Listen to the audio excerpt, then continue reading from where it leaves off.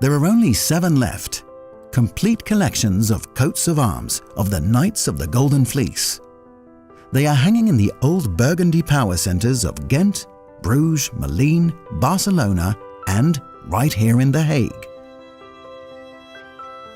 Coats of arms are like medieval business cards. The family arms visualizes the origin and power of its owner.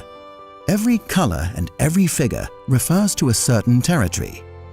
It's a kind of comic full of symbolism that the common churchgoers of those days understood very well. The arms of Philip the Good and his son Charles the Bold are identical, except that Father Philip's was slightly bigger. The elements of the coat of arms refer to the various districts that Philip controlled. The golden lion against the black background, for example, stands for Brabant.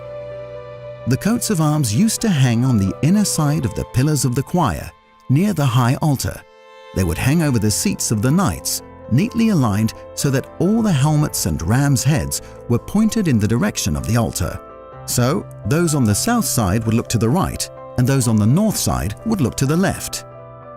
Philip the Good and King Alfonso of Aragon had their seats directly in front of the altar, so their coats of arms also pointed straight ahead.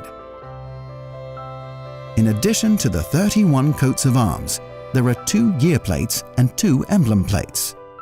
The emblem plates depict the most important symbols of the order, like the St. Andrew's Cross, also known as the Saltire. Underneath is the golden ram's coat, which refers to the ancient Greek myth of the Argonauts who went on a quest of the Golden Fleece, after which the order was named. Behind the coat of arms of Reinoud II van Brederode lies a whole drama. It was like this. Reinoud had helped his brother Gijsbrecht to become Bishop of Utrecht, but Philip was not amused. He had reserved this important position for his own bastard son, David of Burgundy. So Philip immediately started an investigation into Reinoud's conduct. What did he mean, power? Philip would see about that. Reinoud saw it happening, as did everybody else, and he knew which way the wind was blowing.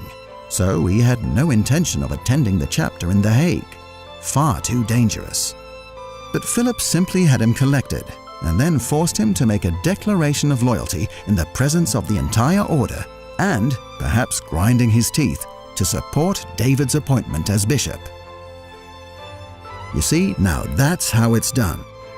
A great display of power politics, which Philip was so extremely good at, and of which, in fact, the whole order was a masterly example.